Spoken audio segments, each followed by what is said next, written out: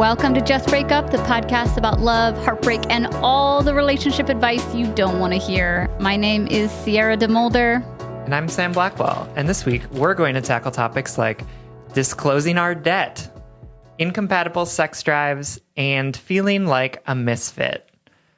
But before we begin, we just want to give you our Surgeon General's warning, which is that we are not licensed in any way to do this. Yeah, we're coming up on our second year, our second anniversary. We've been doing this for almost 2 years, and we still don't know what the fuck we're talking about. It's so true. Oh, God. We are not professionals. We're not trained in this.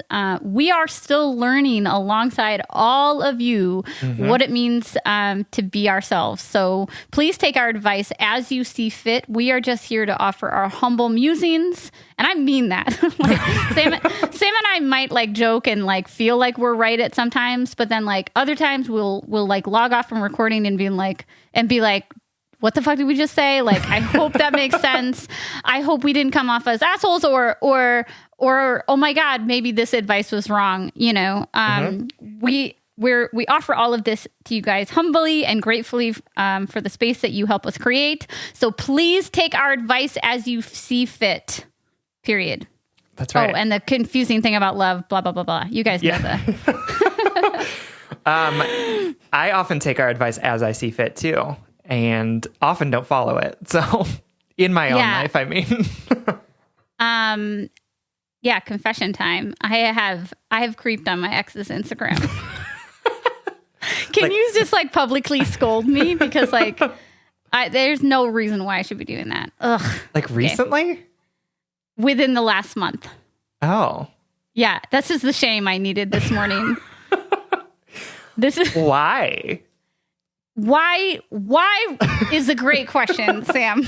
Why do we do these things that we know we don't authentically want to do? That was just me trying to be like transparent that like we're not perfect people.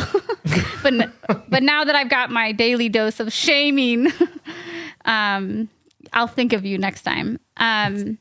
Okay, so our check-in topic today is we want to talk about pride. And we want to talk about Pride Month and the history of Pride Month and the connection to the global conversation that's going on right now that is attempting to dismantle the idea of policing and dismantle white supremacy, or the ongoing dismantling of white supremacy. So, yeah. Happy Pride, everyone. Yeah. What do you want to say about? Can you give us a little history lesson in Pride? I guess. Yeah. So, Pride Month is a celebration that we all have as a remembrance of the Stonewall riots, which occurred in New York City in 1969, which was when police went in to raid the Stonewall Inn in New York City, and which they had done multiple times before, which was a gay bar that was owned by the mafia. So the police went in and raided the Stonewall Inn because at that point it was illegal to be queer, basically. And there were a number of laws on the books, specifically against people who were not dressed in the gender that they were assigned at birth, right? And there were laws on the books that you had to wear at least 3 articles of clothing that matched your the gender you were assigned at birth. And so the police would literally have people take their clothes off and make sure that they were wearing the proper underwear or undergarments that matched their gender assigned at birth. So that happened and people got fed up, right? And it was literally a riot against the police that started this movement. I mean, the movement had been happening before that, but this was really the galvanizing moment that sort of changed the way that people perceived themselves and perceived their rights in this country. And it was led by Black trans women. That's right. Marsha P. Johnson and Sylvia Rivera were two, I don't think they actually identify as trans. Right. So I want to be careful with how I say this, but folks who, didn't spend a lot of time dressed as the gender they were assigned as birth.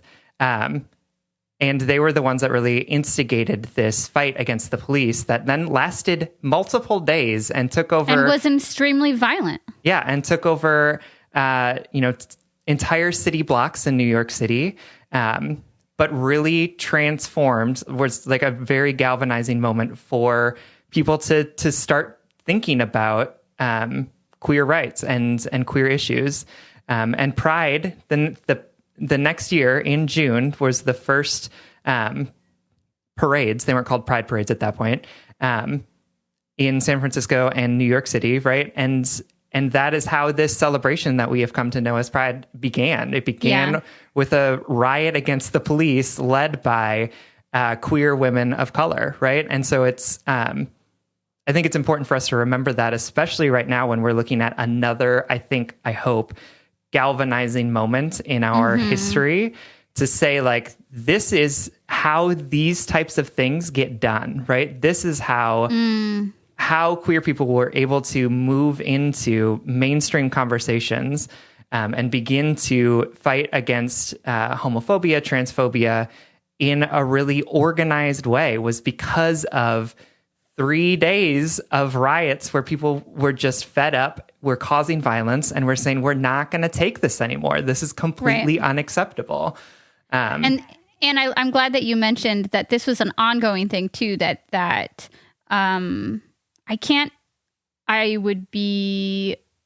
afraid I would be wrong if I tried to guess like the dates and cities, but I know that there were multiple other riots leading up to Stonewall. I think particularly in California, where these types of violent policing against queer communities were happening everywhere. Like, people, there's so many still living queer people who said that it was physically unsafe to be gay, and that it was prosecutable, or that you could be violently attacked by the police. And I think that this is so interesting, the intersections of the things that we're saying right now. Like, some of these sentences could be taken out and spliced into last week's episode about police brutality against Black bodies and Black people across our history, right? And so Sam and I particularly wanted to draw the connection that has been drawn quite a bit the past couple weeks about, one, Pride was a riot, and two, Black trans women are still one of the most their lives, their civil liberties are at most threat right now, because they are the intersection of the two things that America still criminalizes. So Sam and I love Pride, but we cannot love Pride without accepting Pride for what it is. Yeah. No, and I mean, to be honest, I'm weirdly thankful for this quarantine that's happening. And the fact that Pride celebrations around the country, including Minneapolis's, have been canceled, because it gives us a chance to reflect, as opposed to just sort of saying like, oh yeah, that's important, but also it's really important that I get on that rooftop bar to watch the parade, or it's really important that I pick out the perfect outfit, right? This is a time, I think, that we are being called on to really reflect on the origins of where Pride comes from, and ask ourselves whether or not the celebrations that we now have are a reflection of that activism. And I like love Pride. Like, I love going to the parade, and I love going to the park and hanging out with folks, and going to dance parties. Like, I love that aspect of it. But I also think it's really important to ask ourselves, like, is this a reflection of what this is about, which is about dismantling systems of oppression that continue mostly to target trans people of color. And like, whether or not Target is really got our back on this one.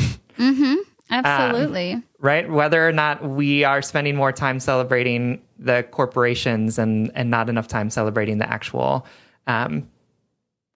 people that we are trying to support and protect. And I think something like an analogy that I want to pull out from this year's Pride is that everybody loves Pride, right? And by that I mean hear me out. Yeah, okay, that was a terrible generalized statement. I meant Pride is now a very heavily attended event across the country by all sorts of people and all sorts of genders and sexuality expressions and so many people love Pride. And I think so many people love Pride because at least right now in its iteration, it is meant to be a message of love, right? Of like, oh my God, love conquers all. Love is love. But what I think where I think that fails us is that we forget that love without action is useless. And that, I've said this before somewhere on this podcast at some point. There's the quote by Pierre Riverdi where he says, there is no love, only proofs of love. And I like to think about that, like connecting that to our anti-racism mission, right? Connecting that to our ongoing attempt at dismantling white supremacy within ourselves, within our loved ones, our circles, and our worlds. If our love for our queer friends, for our Black friends, for our brown, indigenous, people of color communities, for our trans sisters and brothers and gender nonconforming folks, if that love lives only in our heart or only looks neat and like bumper stickery, like politically correct, that's not right. But, like if it is only in this nice little clean love is love message, then that love doesn't exist because there's no proof of that love because proof comes from labor and sweat and fight and sacrifice. So I just want to remind everyone that like, I get emotional at Pride because I love seeing so many people say, love is love. We're all here for you, right? But can we imagine what that would look like for our white supremacist nation to say that for Black people, for people of color, to say like, we love you not just with our hearts, but with our actions. And we're no longer going to tolerate your subjugation, right? For sure. I mean, I think it's really similar to, there's no not racist, right? I think that there's also no not transphobic, right? There's either you are transphobic or you are vehemently pro-trans, right? And I think what happens is that love is love message tends to minimize difference, right? So it's like saying like love is love, or like I'm colorblind, right? I don't see color. We're all one human family. And that really diminishes the realities of folks who are persecuted because of their perceived difference, right? Right. And saying that you don't see the difference means that you don't take into account the fact that those differences are very real in our society and are the markers by which people achieve success in their lives, right? Just because you want to say like, oh, all trans people are people, we're all one human family, diminishes the fact that trans people are often not treated as human, right? Yeah. That trans people, for example, are now legally able to be discriminated against in accessing healthcare, right? It means that religious hospitals or even jackasses who are just transphobic can say, I don't want to treat you. Offer you life-saving services. Absolutely. And there's absolutely zero repercussions about that as of last Friday, which coincidentally was the anniversary of the Pulse Massacre, in which 49 Latinx, mostly queer people, were gunned down in a bar. So I think that this is just a these time. Are connected. Yes, for sure. And this is just a time to remind ourselves that this fight is not fucking over, and that this conversation around love is love is love is really makes us feel really good, which is good because sometimes like we need to just feel good, right, in this. But also remember that like not everyone loves us, right? Even though love is love, there are people that are constantly working against us, right? When people say now is the time to choose love, not fear, that doesn't acknowledge that it is a privilege to be fearless. For sure. That's real. So that was heavy.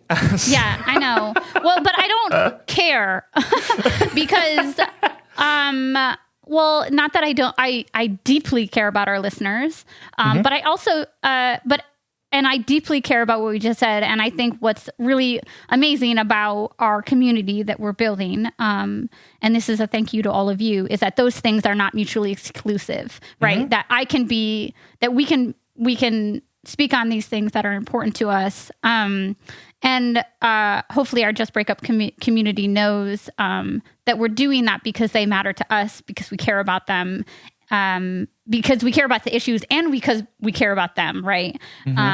We want all of our listeners to know that they are loved deeply and intrinsically for who they are, and that we will continue the fight to make this world equitable and just for all. And I know that sounds like a fucking Hamilton line,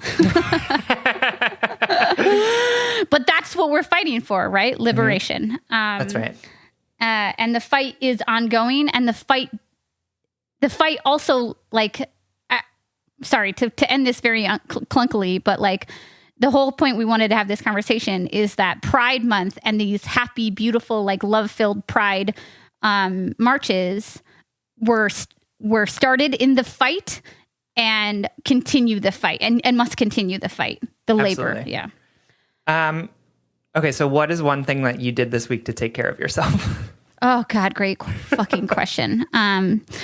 Yeah, this week was challenging for me because I have my online classes are starting this week, and right. I struggle with a lot of ongoing imposter syndrome when it comes to teaching poetry. So all week long, I have been, in addition to like the global conversation that's going on and the stuff that's happening in Minneapolis, and I've just been combating my own personal anxiety. So I've just been like humming at a 7 out of 10, you know, like that constant thing. What did I do this week? I got poison ivy.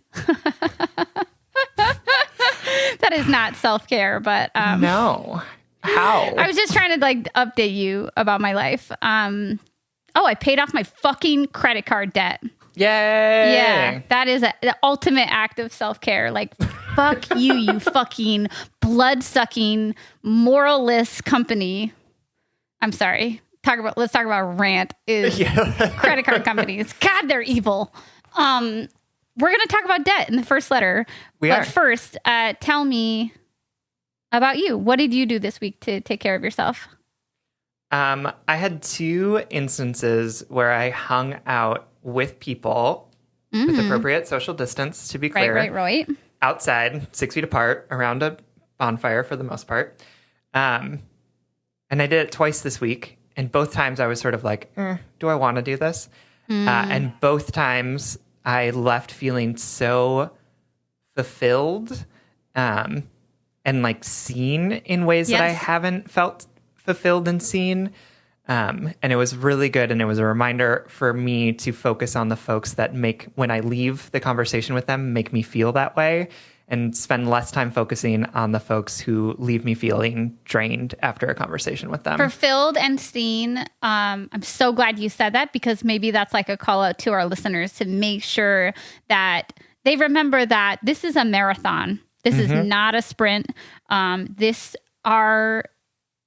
This ongoing quest for liberation and justice it's a marathon, and while we all show up in different ways and we have different roles and we have different skills and we have different challenges, we all need to be able to take care of ourselves. So maybe a call out to our listeners to find something or someone that makes you feel fulfilled and seen. I love that, Sam. Okay, let's get into our first letter. Let's do it. We shall. We're going to do it right now as soon as I grab the letter. Yeah.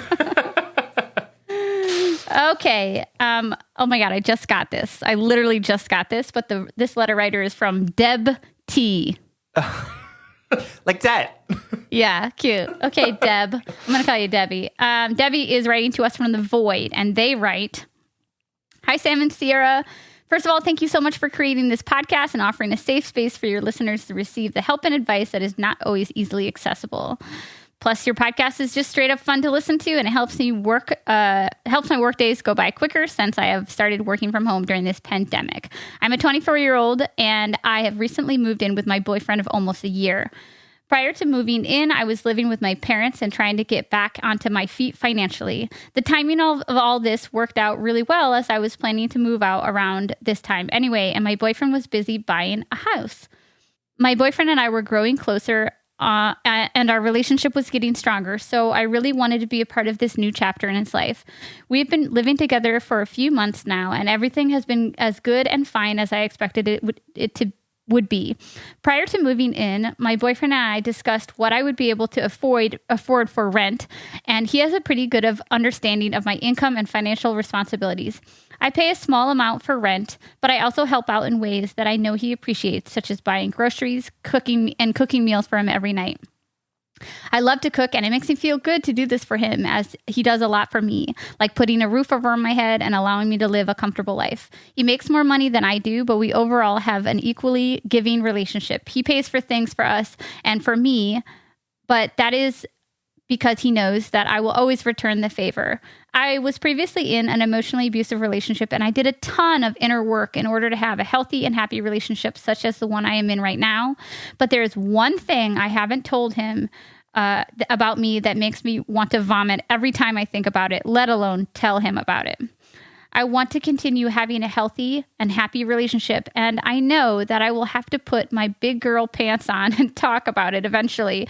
But honestly, I would just rather not.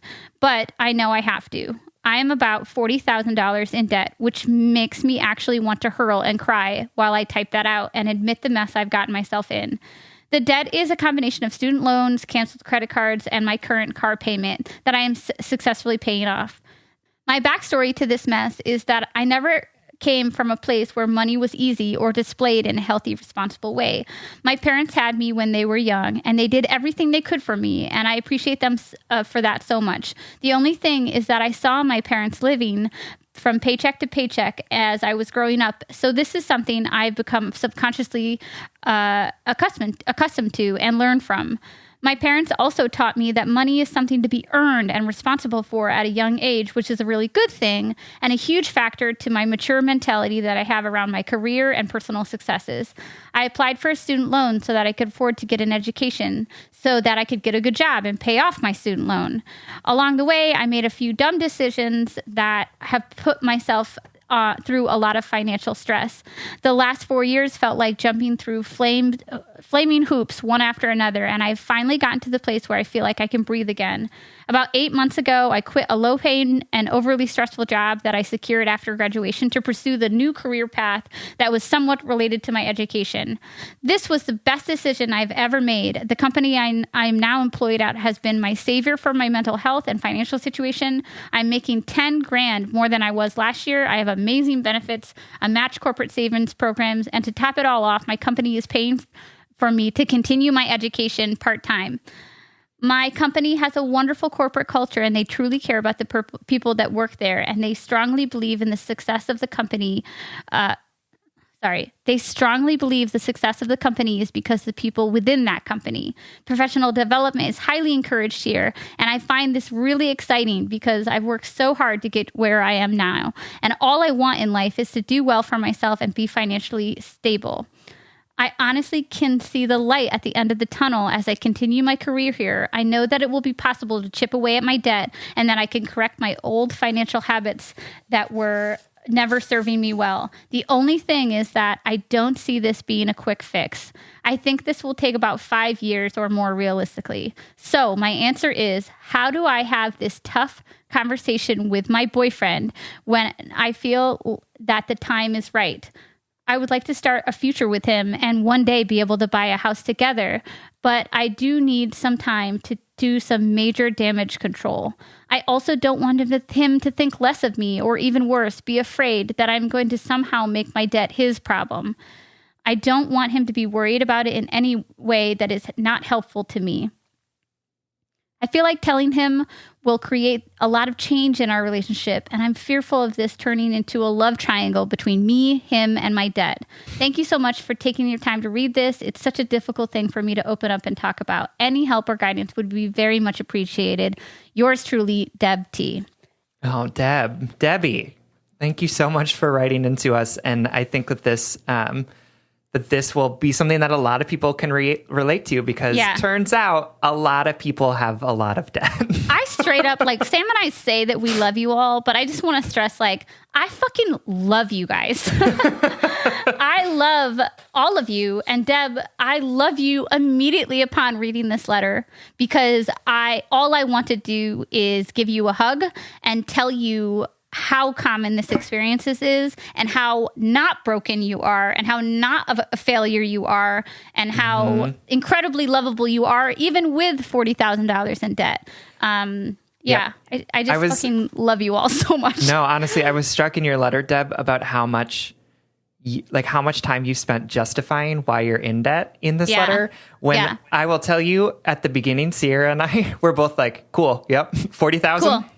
Nothing. I mean, I don't know what it is. Like, we can talk about what type of debt it is, and like what that means to pay it off, and how you should what you should be prioritizing. But like, I just think it was interesting for me to read your letter and say, like, wow, Deb really feels like she needs to justify why she's in so much debt in this, when it's not. Sam and I are never judging how you got there anyway. And I think that lots of people aren't going to judge you for how you got to that place either, right? And I think debt is such a weird thing, because it's like, because we're told all the time that it's such a horrible thing to be in. And yet we live in a society where it's impossible to avoid debt in our society, right? Like, you might look at me and say, like, I'm financially stable because I own a home and I have a car and whatever. But like, yeah, I have a car, but technically the bank owns it. And I have a house, but technically the bank owns it. So like, it's not, I am also significantly in large amounts of debt. And yet, like, by society's standards, I have achieved a level of success, even though I'm in more debt than $40,000. I'll tell you that much. And I want to like zoom out for a second, because like, this is like the great awakening of us, like, calling out systems around us. Let's talk about why so many people are in debt too. Not even touching on capitalism, right? Not even. Why not? Let's get to the heart of the matter. Well, I want to say, like, did you have a good financial education in your high school? No, I learned how to write a check. That was it. Right.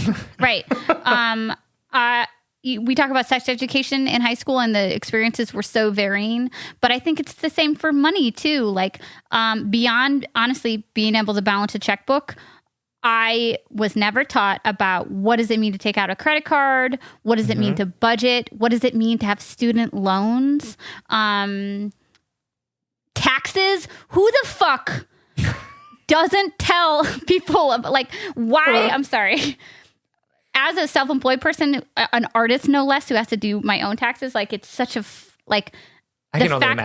the fact that I wasn't educated about this by my public education, it's a big bummer. And shout out to my teachers out there. Like, I know you all cannot parent all of our children, and that's not what I'm asking for you. I'm asking for systemic change in our understanding of education. Like, how are we preparing young people to succeed in the world?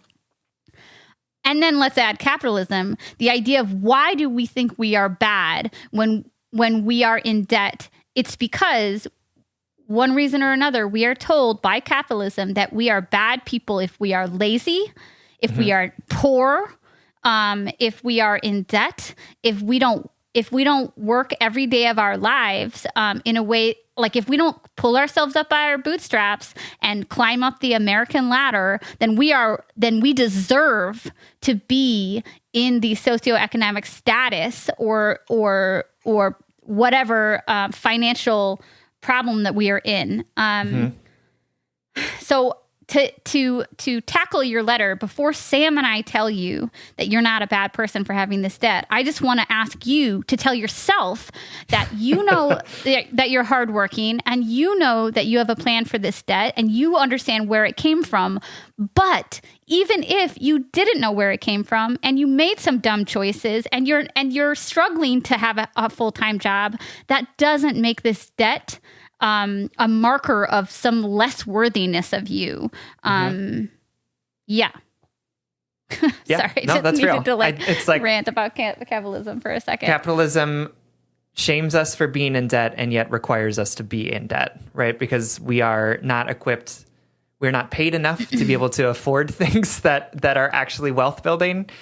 We have to rely on the banking systems in order to get those things. We have to rely on systems of white supremacy in order to get those things, because like I can afford a house because my parents had a house, and like my parents afforded a house because my grandparents had a house, and my grandparents had a house because my grandfather fought in World War II and was offered a GI loan to purchase his first house in the suburbs, which was not granted to people of color. So, right, like this is all, these are, and Ibram Kendi talks about this in How to Be an Anti-Racist, but you cannot have capitalism without racism, and you cannot have racism without capitalism. Like they are just so firmly braided together that it is impossible to separate the two of them. Absolutely. And anyway. As someone who, no, we're not done yet, Sam. Okay, got it. As someone who just recently paid off her credit card bill, finally, which, my darling Debbie, I accrued being an asshole. I accrued because I made poor choices, particularly in an abusive relationship in which I felt like I needed to buy that person's love. And that is the most disgusting, like, thing that I can admit about myself, but I have to accept that to be true, right? And I say that to comfort you that like we all get ourselves in situations that we're not proud of, but that doesn't affect our worthiness. Credit card companies are fucking soulless devil business that are I'm swear to God, I'm so sick of them, that are intentionally confusing, predatory.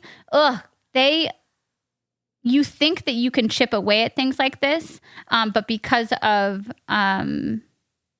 their predatory fucking deals with their points and bullshit like that, and the interest that you accrue, I think of credit card companies as like pure evil.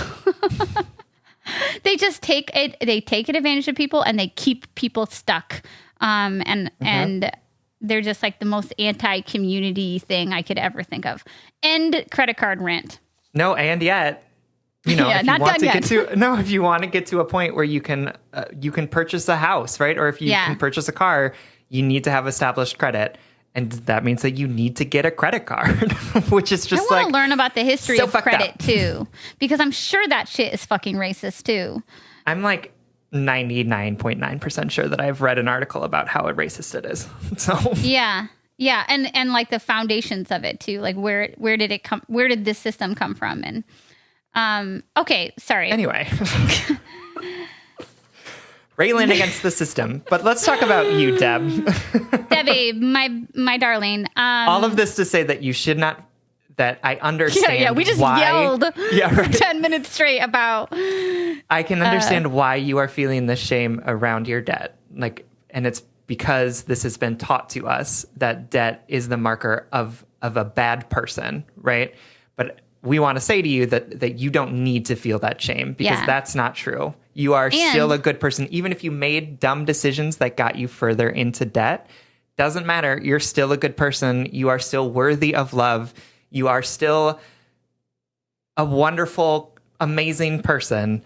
And it doesn't matter that you are $40,000 in debt, because money is made up anyway. So, and like the least Sam sentence ever. Like words of affirmation plus like imaginary money. What? Money is made up. It's just a collective agreement. That's going to be like an Instagram quote. Money is a collective agreement. Okay. So the other thing I wanted to say, Deb, is that when I started my debt paying journey, a couple things. One, a lot of people in my close inner circle that I shared this with said what I'm about to say to you, which is, I think this is important. Like, hey, congratulations. Like, congratulations and good for you for being brave and looking at your finances, because looking at it is the first step. So welcome to this journey that so many people are on. I'm really fucking proud of you. The other thing I want to say is when I decided to tackle my money shame and my debt, a huge part of that was because a huge motivator for that. Once I said, yes, this is what I'm going to do, something like that fueled me was the fact that the more I talked about it, granted, I'm like a chronic oversharer, but the more I talked about it with my friends and my inner circle, the more I realized everyone is in debt. That every single one of my loved ones had some amount of debt, whether it would be $150,000 in student loans, or it was $5,000 on an old credit card that they are dealing with now, or maybe it was $30,000 on their house and car, or whatever like that. Every single person I was close to has debt. And that is for me, it was so healing to realize that I wasn't a broken, idiotic person for having debt, that I was actually in the majority. So Sam and I said that in so many words, but I just want to say that like a lot of people have debt. The second boyfriend probably has debt. Just gonna call it out. You whispering is my new favorite aesthetic for this podcast. You creepy ASMR ghost. Your boyfriend probably has debt. Let's be honest about it, because most of us do have it. And I want to say, too, the number of your debt, that is very large and intimidating, but that is not the largest number I've heard in the last year. And that is totally tackleable. It is tackleable. Yep. Is that a word? Yes. Tackleable. It's a tackleable box. Get it? Tackle box? Okay, we got to fucking focus, because this happens every time we don't record for like 2 weeks. Is that we're like... That's right. We're all over the place. So I have had to talk about my debt with 2 major relationships. I have had to say, I love you so much. This is going so well. There's a part of me that I'm incredibly ashamed of, and I need to come out to you in a way as like a debt owner. And I want to see you and empower you in that moment, and know that is a huge moment and a scary one for you. And I also want to disempower that moment and say, this is just like every other moment of intimate sharing with your partner, because there's nothing wrong with having debt. So how you can have this conversation is the way you would have any other important conversation in your relationship. You would set out a time for it. You would make sure that he wasn't distracted or in dealing with other things at the same time. And you would support yourself. You would do self-care practices on yourself. Make sure that you know that what you want to say. Sometimes when I'm nervous, when I came out to my dad, I wrote myself little notes of things that I wanted to say, because I knew that my anxiety would take over my communicative brain and I would lose all ability to say what I wanted to say. So you can write little notes to yourself. And I know that people appreciate when we give you little scripts. I think that something like this could go something like, I really love you, and I've really loved this relationship. I want to share something about myself that I haven't shared yet because I'm deeply ashamed of it, but I'm really working on not being ashamed and instead being proactive about it. And I want to include you in on this journey. And I know, Deb, to your point, that you don't want him to feel bad or feel stressed out that it's going to be his debt. You can articulate all of that, but make sure you're articulating it in a way that serves you too. I want to bring you into this experience, not because I want you to fix it for for me, but because I want you to know who I truly am. And I'm really working on not judging myself for this, and instead being proactive to build the financial future that I want. And that is like kind of hella sexy to me.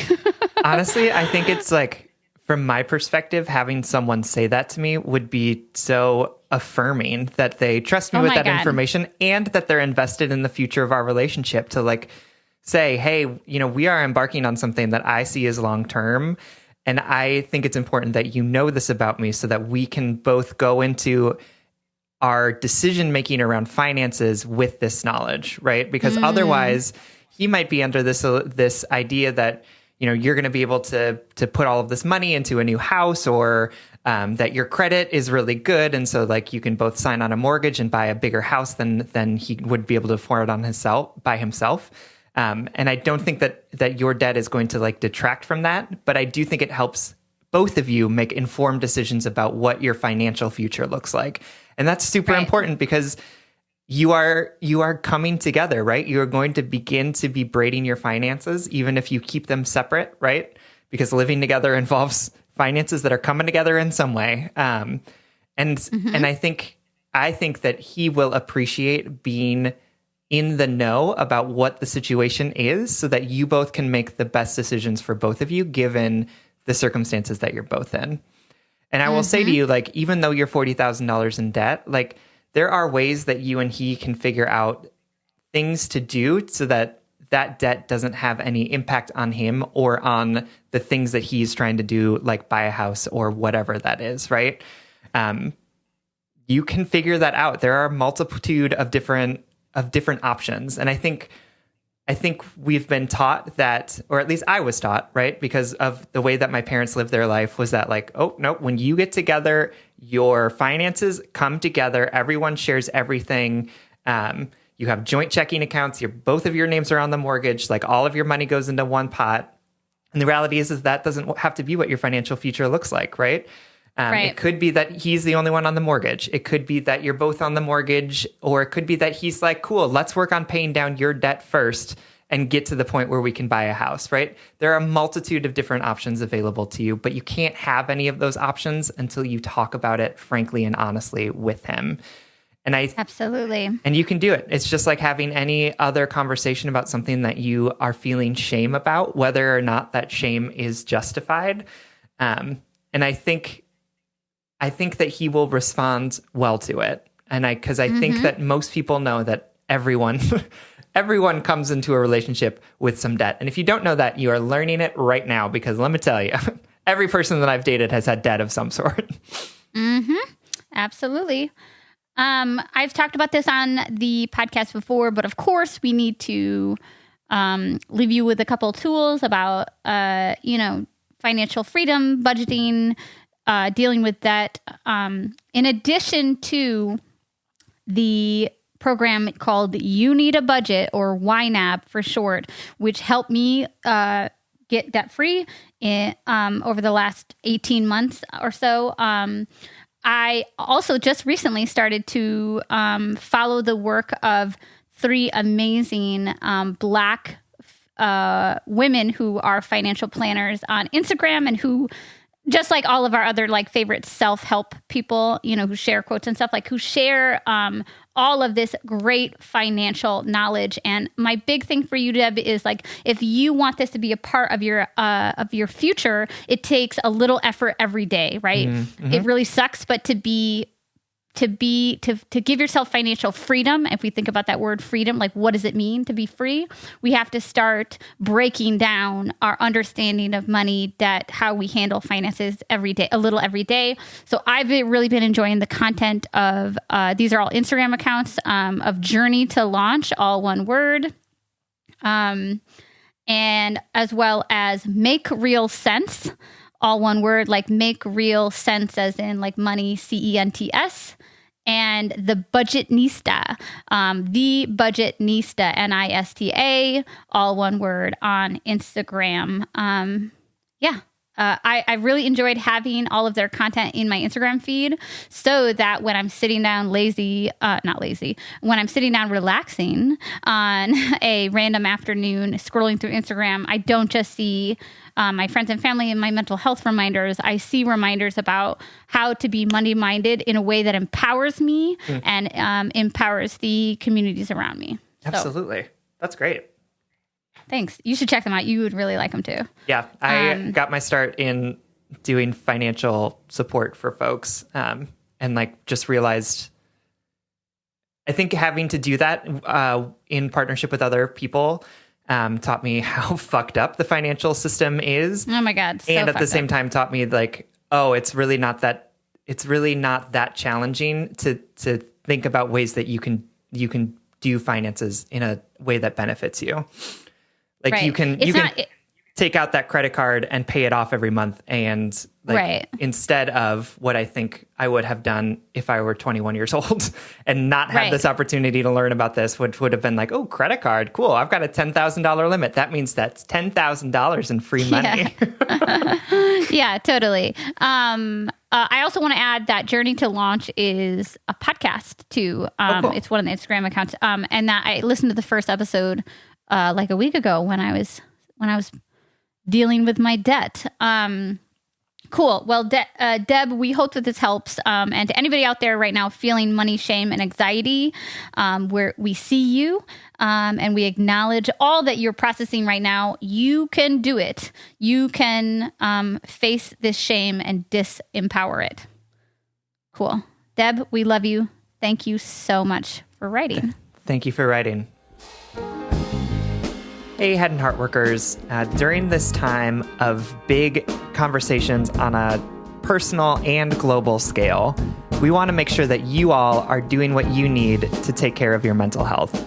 That's why we're proud that this episode is brought to you by BetterHelp. BetterHelp will assess your needs and match you with your own licensed professional therapist. You can connect in a safe and private online environment, and this is not self-help. This is actual professional counseling. That's right. You can send a message to your counselor anytime and you will get timely and thoughtful responses. Plus, you can schedule weekly video or phone sessions so you can really use this in whatever way you need to. And these licensed professional counselors are specialized in things like depression or stress and anxiety and relationships, trauma, anger, all of the things that we are all globally experiencing heightened right now, right? Absolutely. We want you to start living a happier life today. As a listener, you'll get 10% off your first month by visiting betterhelp.com/justbreakup. Join over 800,000 people who are taking charge of their mental health. Again, that's BetterHelp, HELP.com/justbreakup.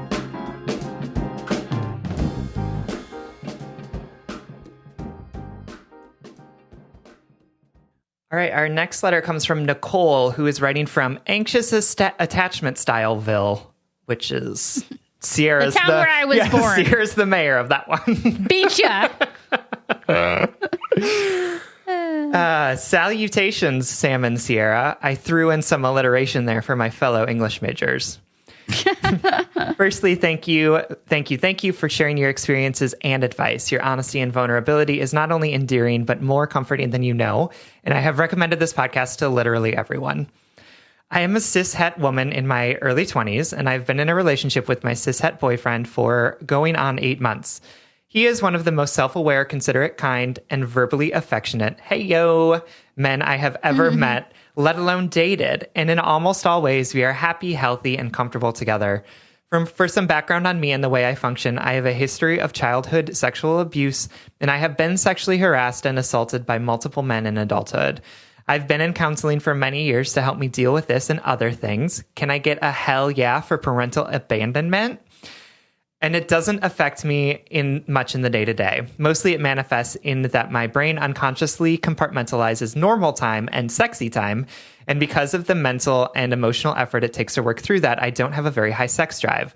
Luckily for me, I found a wonderful unicorn man who doesn't have a high sex drive either. Still, it happens pretty frequently that I'm in the mood when he isn't. In a previous episode, Sam talked about his relationship with sex, and it reminded me a lot of the conversations I have with my boyfriend. He told me that he likes sex and fully enjoys having it, but it isn't something he thinks about that often, and he really doesn't feel the need to have sex more than once or maybe twice a week. He has also said that this is never because he isn't as sexually attracted to me. It's just that he thinks I'm beautiful, like a classical piece of art. Seriously, where does he even come from? And he doesn't really get sexual feelings at those times, which objectively makes sense to me. Any issues surrounding our sex life stem from my anxious attachment style than anything. Surprise, surprise. Realistically, having sex once or twice a week isn't infrequent. I think it just feels that way because I know my sex drive is higher than his, and it makes me anxious. As much head and heart work as I've done, and I'm still doing, it's hard not to feel like rejection when I want to have sex and my boyfriend doesn't. Logical brain knows that he's just tired or stressed or enjoying my company in a different way. Reactive brain, on the other hand, is off in the corner shouting things like, "Hi, yes, do you remember that time your ex didn't want to have sex with you anymore because he stopped loving you and then he broke up with you 2 weeks later?" My point being, it takes a lot of self-soothing and active emotional work in those moments to keep myself from spiraling, and I don't want him to feel like he needs to validate me, although I know he would if I asked. There is also the added complication that he's dated women before who didn't respect that he couldn't always perform and didn't want to when they wanted to, and I know it will be hard for him to speak his truth when we're not in the same headspace. Sometimes I'll ask if he would be willing to swap non-sexual back rubs. I can't do sexual back rubs because of trauma, or play with my hair instead, and I can see that he's relieved, but I also don't want him to feel like he owes me something for not wanting sexy time, so I don't always do that. I know this is probably a little disorganized. Sorry, folks, I didn't make an outline. But it's all to say that I have a lot of anxiety about this, and I don't want to give any of it to my boyfriend, who is beautiful and good and already has too much of his own. I feel like you might each be uniquely qualified to speak to this issue and wondered if you might have any advice for how to redirect thoughts or validate yourself in moments when you want to be sexually intimate and your partner isn't in a place to reciprocate that. All experience and honesty are entirely welcome. In the meantime, I'll be throwing down with my reactive brain out here in anxious attachment styleville. Thank you for everything. Well, Nicole, thank you so much for writing. I think that the heart of this letter is something that particularly a lot of people have struggled with during quarantine. That it's like us anxious attachment folks, we have more time with our significant others if we're partnered. And so we're more sensitive to the, well, what does this mean sort of anxious mind spiral that happens that Nicole talked about here. So I want to focus not on just sex, because this isn't just about sex. This is about, as Nicole writes, being able to talk to their reactive brain, and have it feel honored and acknowledged while also not in the driver's seat, basically. So just remind me, like, do you relate to that type of inner struggle? Like, is that something that you navigate? I know it is in some ways, but you're not an anxiously attached person. No, I mean, I have for sure been in times when like an action or an anxious attachment style does come out. And I think a lot around sex, because I think that there's so much shame that is involved in sex, or we've been taught so much shame about sex, that it becomes like really heightened and really triggers anxieties, at least for me. And partly, an understanding of desire and desirability. It's so complicated. For sure. And also, like, I think sex is where I've been taught that I'm most broken. And I think that's probably where a lot of us are taught that we are most broken. Wow, that's a great, profound statement. And then I think I relate to you. Like, Nicole, I'm more your boyfriend in this situation because I don't like to have a lot of sex. But I do feel like this idea that I think is permeating your letter of like a level of brokenness that you don't want to put onto your partner is really striking for me, because I think like you are not broken. I know that that you have a lot of stuff around sex in your head that you are working through actively, but it doesn't mean that you are broken, that you are putting that brokenness on your partner. And you are allowed to ask for what you want, and to ask for it whenever you want it, right? Like it is not that you are somehow burdening him with your brokenness when you ask him to be physically intimate with you. You are not, right? Like that is something that you are absolutely entitled to ask for in your relationship, because you want to be physically intimate with this person that you love. And I feel a lot of you being like, I'm the broken one in here. But the reality is that all of us in relationships are broken people coming together and trying to make things work, right? You are not the most broken one in this relationship. You are both equally imperfect. You are both equally trying as hard as you both can. And it doesn't mean that you need to take on the burden of fixing all of these problems, right? It just means that you two need to come together and figure out how to move forward in this. I'm glad you framed it like that, because it is an interesting line to like walk between, and people have DM'd us about this, like personal accountability to growth and getting what we want, right? Because, and I like you said, I like that you validated that it's like, it's okay for Nicole to want sex. It's and maybe we should normalize it's okay for our partners for us and our partners to have different sexual desires and needs, right? Yep. Like that, and that does not necessarily equate an incompatibility, or B, a problem. You know, just because I want to have sex when Willow doesn't want to have sex doesn't mean that our relationship is failing. You know, it just means that you want to have sex and she doesn't, and that there are multiple options for both of you to like find something that works for you in those moments. Yeah. So I want to uplift what Sam said about like, maybe let's strengthen whatever muscle is utilized when you decide to actually vocalize your desires.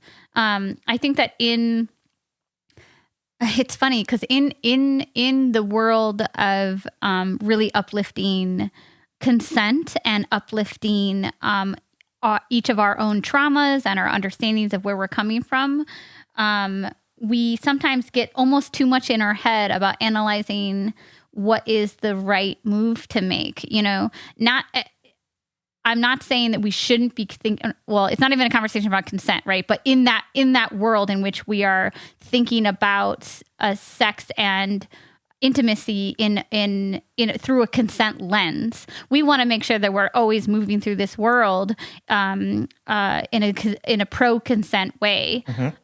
And sometimes when we are trying to navigate our partner's traumas and our own traumas in that world, we can get caught in the negotiation of it in our own minds before we even bring that desire to the forefront. You know, before we even say like, I want to have sex. Do you want to have sex? You know, and because it is such a triggering, sticky place for a lot of people.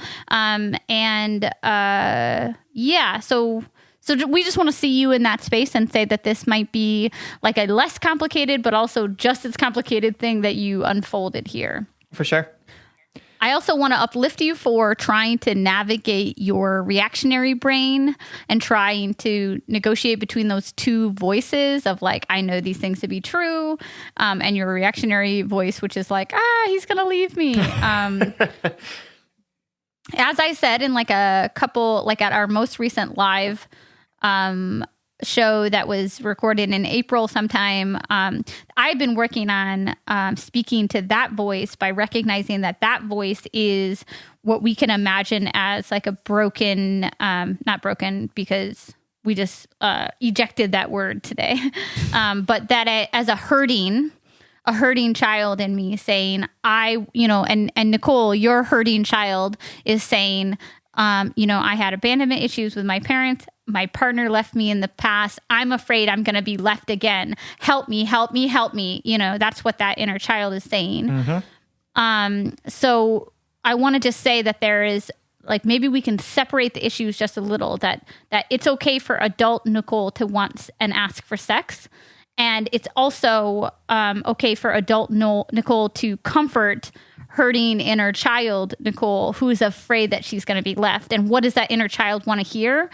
I love you. I'm never going to leave you, and you're safe with me, right?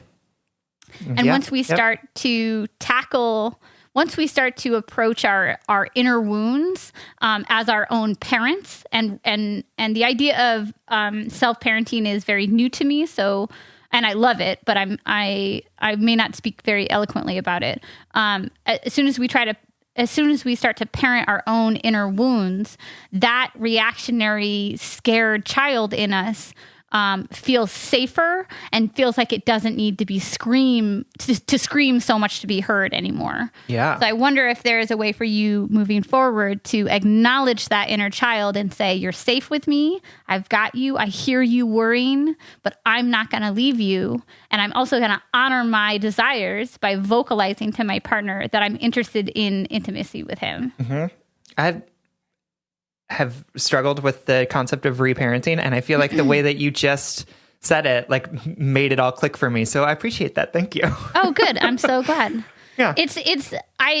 I similarly, I've known about it, but I feel like I am still learning about it, and I'm very interested in it because I think it is a really crucial tool to talking to our wounds and to talking to, and to being our authentic selves, right? Because we struggle to be our authentic selves when we let the hurt parts of us speak for us. You know? Yeah. And I feel like I always thought of it as like, oh, I'm going to teach myself the things that my parents didn't. But the idea of like, no, I'm going to show up for myself in the way that my parents did it. Oh yeah. It's way more the show up. Yeah. Which I love. It's way more of, and it's the idea of giving yourself what you didn't get as a child, right? Like if you didn't get praise as a child, then your reparenting looks like you praising yourself and telling what a good job you did. Oh my God, you did such a good job making that dinner or drawing that picture. Wow, you are so creative and so smart, and I love watching you learn, you know? Anyway. That's great. So I can tell myself that my emotions are valid and that they're not, that they're not unimportant. Yeah.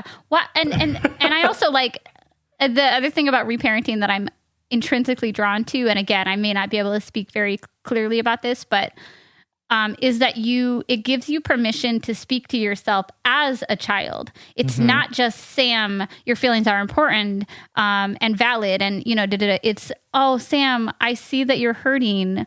That must have been really scary, or it must be really hard to carry all these feelings, you know, like, and I think we as adults, we forget that sometimes we need just such the simple level of love and acceptance. You said earlier, to be seen, right? To be fulfilled and seen. Those statements so often come from such pure, like basic level statements, like, I love you. I see that you're hurting. You know, like what I would do to little Sam is like give him a hug and tell him like how brave he is for feeling all those feelings, you know? Shut up. No, that's great. It's just like, that's so funny because like I love my parents, both of my parents to death, but that was not my experience. Yeah. No one held me and said it must be scary to feel those things.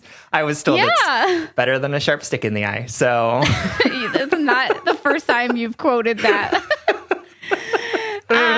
Anyway, excited to hear about your journey into reparenting yourself, Sam.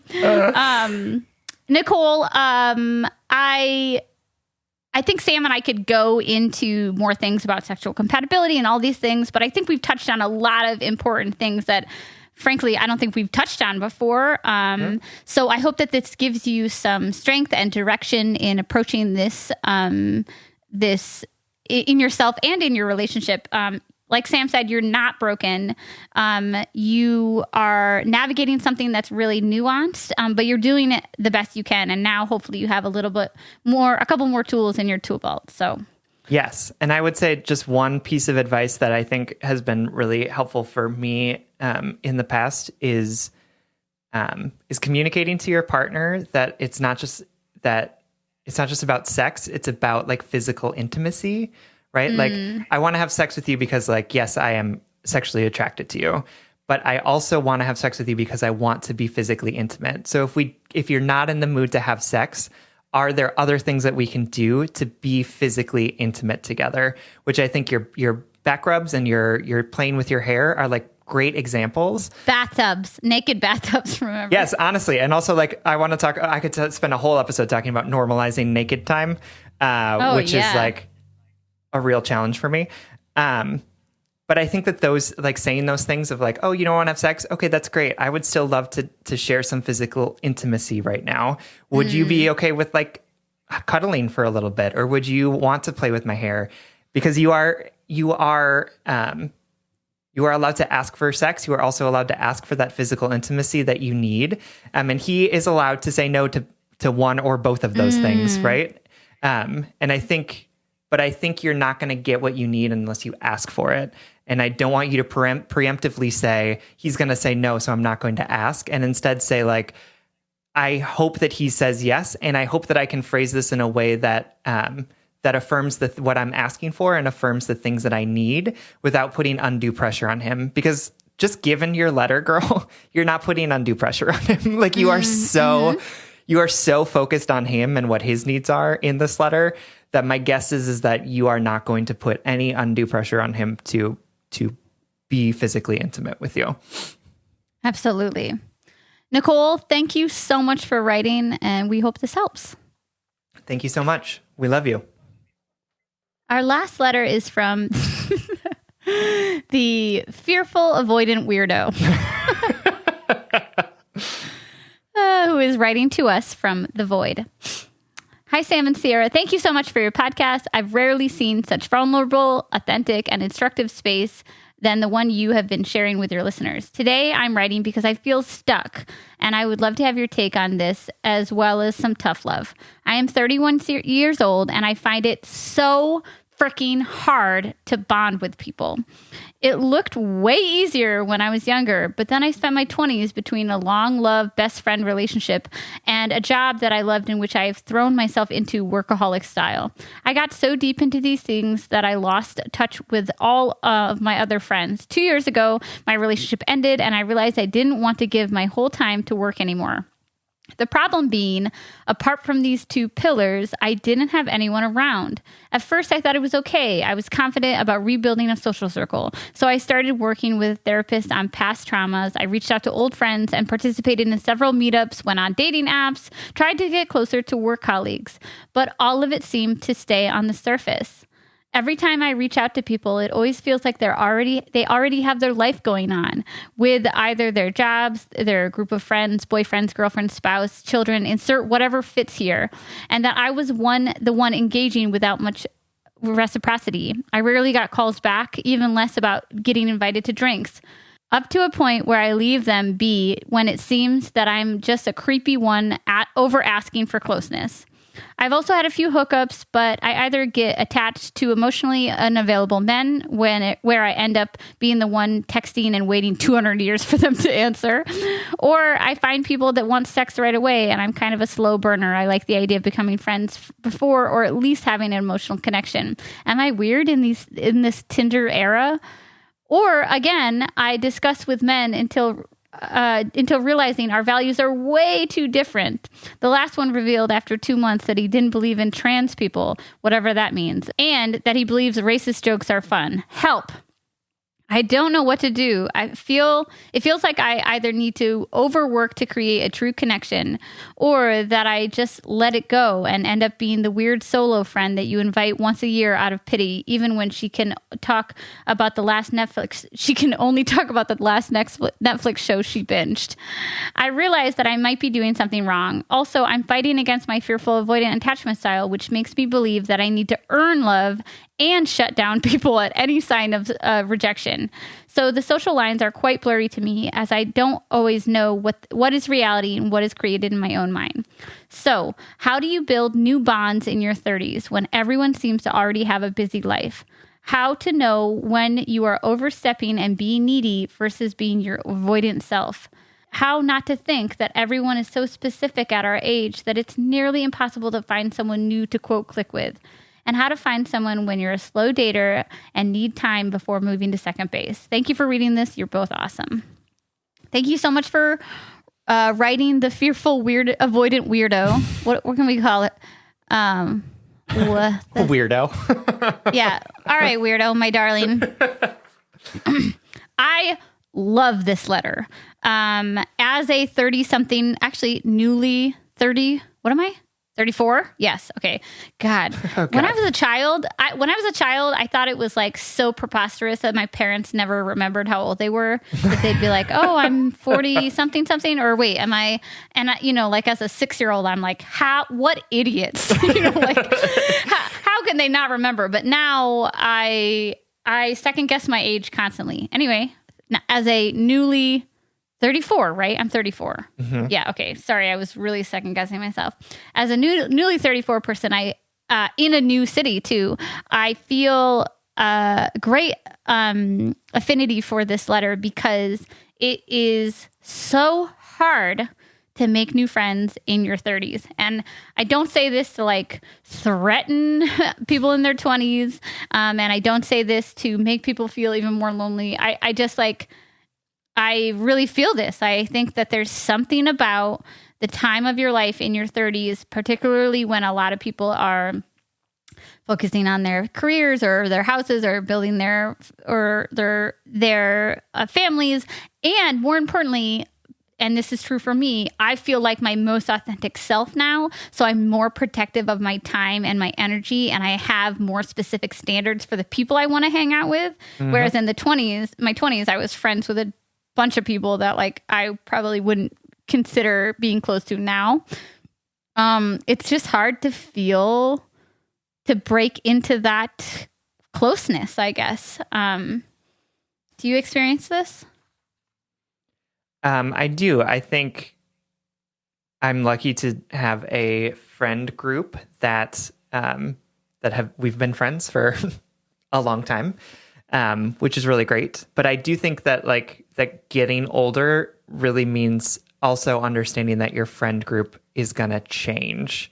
And that people will understandably become more fixated on things that aren't maintaining their friendships with other people and more focused on the yard work that they need to do or the children that they want to have or whatever all of that is. And really coming to terms with the fact that like my 20s were really defined by being really social with a group of people. And like hanging out with them all the time and really sort of defining myself by my relationships with them. Being that person that's like, oh, I would do anything for my friends. Like my friends are my family. Right. And to a certain extent, like my friends still are my family, but our relationships have definitely changed from those times when we would just like all get dinner together, go out dancing or, spend time at a bonfire or whatever it is. And then changing it to be like, no, we still love and appreciate each other, but we have to do it from a distance because we have other priorities in our lives right now. Yeah. I think this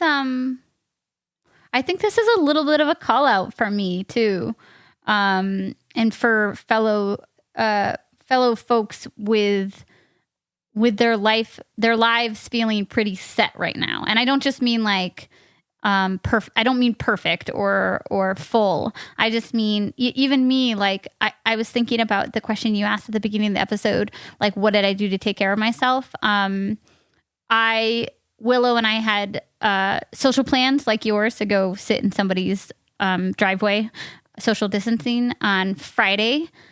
And I chose to stay at home and do work by myself because I'd been struggling with anxiety and I chose not to, work on expanding my social circle with these new people. And instead I chose my own comfort and self-care, which we can like debate the pros and cons of that. Like I needed that. Yeah. It's not a bad thing. Right. And a younger version of me would not have been able to recognize that I needed that. I wouldn't have been able to prioritize myself. But at the same time, as we get older, I think we are less likely to put ourselves in situations of newness and invest in newness. And that's my call out there is that like, as somebody who craves connection and craves community, I need to make sure that I'm opening myself up to that. because I think that we can be really content with our circles, you know, and which is also real because, like the letter writer says, like people have jobs and schedules and families. Like it's such a hard. I feel like this letter touches on something that is an unfortunate hard truth. Like it is harder to make friends as you get older.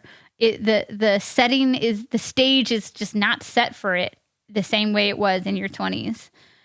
So how can we combat that? Lots of people have tried like Tinder for friendships, and I have found that to be unsuccessful because it's just not what it was built for, you know? At least I haven't, you know? And also as a bisexual person, you know, who is attracted to more than two genders, right? It was hard for me to navigate to be like, I'm looking for friends, but also I would date any of you. Which is, that's like a biphobic joke that I'm going to take back immediately because I wouldn't date all of them because I have different attractions. But anyway, calling myself out left and right. Yeah, I think it's probably also hard for you, weirdo, like you say in your letter, because of your attachment style. And like, I can totally empathize with this idea of like, is this person just being withholding, or am I like being so clingy that I'm forcing them to be withholding? Right? Yeah. How would you navigate this? Or that sensation right there?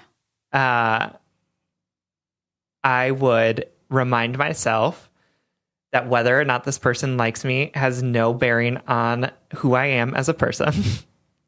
But how would you challenge yourself to like stay in it and not withdraw?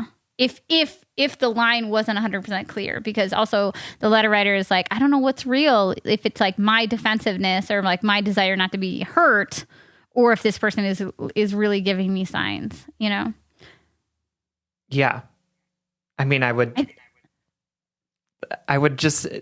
tell myself like, this person, whether or not this person likes you or wants to be friends with you, has nothing to do with you as a person.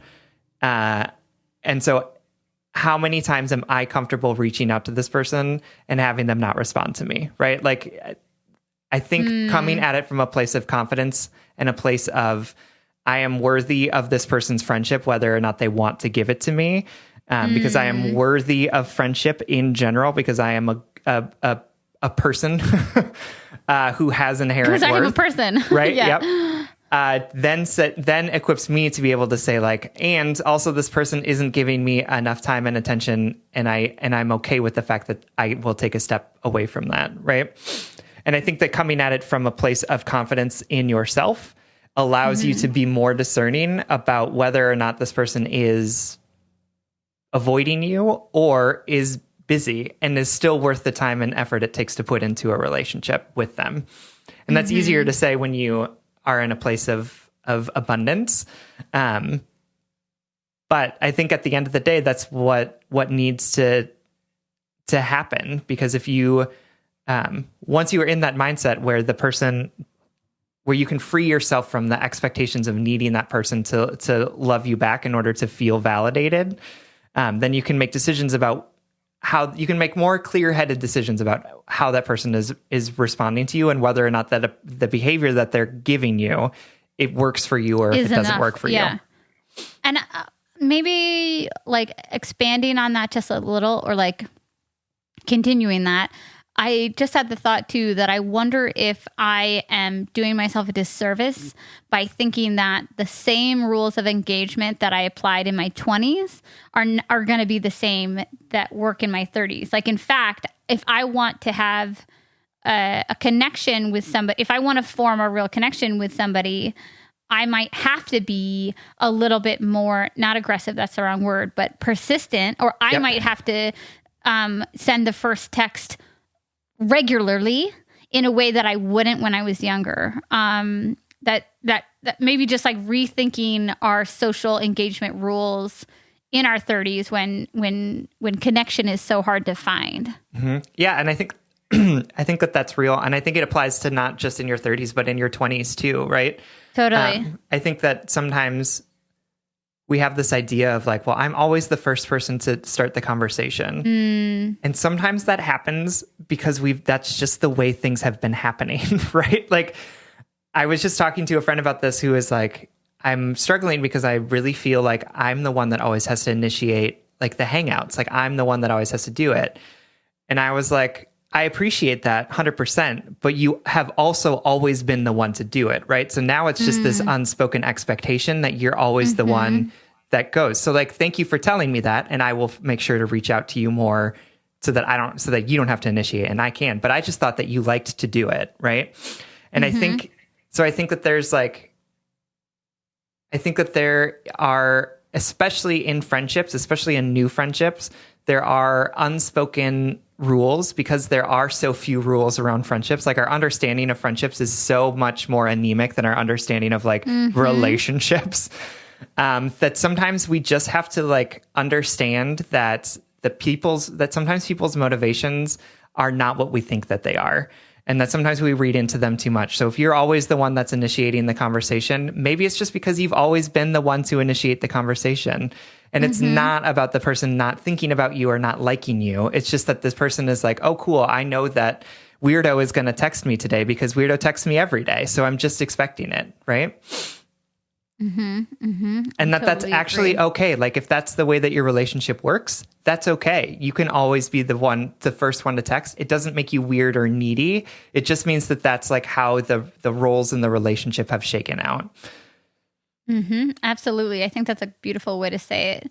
In closing, Weirdo, I think Sam and I want to add to everything we've just said that like we see you and we hear you and we acknowledge the difficulty that is here and that it is a particular pain to feel disconnected and lonely. That is a pain that I wouldn't wish on anyone. And we wish you connection and we wish you friendships and relationships. But in this moment, Sam and I see you and we are connected to you. So hopefully you feel some of that connection out in the world where you are. So thank you so much for writing. We love you. All right, that wraps up this episode and brings us to the blind date segment of our show. Every episode, we want to shout out something we love that we want to set you up with. This week, we're going to send you home with a documentary called The Death and Life of Marsha P. Johnson. So this is available on Netflix for folks that have Netflix, but it is a documentary that follows a trans woman named Victoria Cruz, who was a friend of Marsha P. Johnson, and sort of follows the life and death of Marsha, who is, as we said, sort of the instigator of the Stonewall riots, and then was really roundly rejected and cast out of the activism that followed because of her gender identity and the color of her skin, right? So it is a remarkable story. The story of her life is remarkable and beautiful, and it is also very sad. But I think it is such an important thing for us to be watching right now.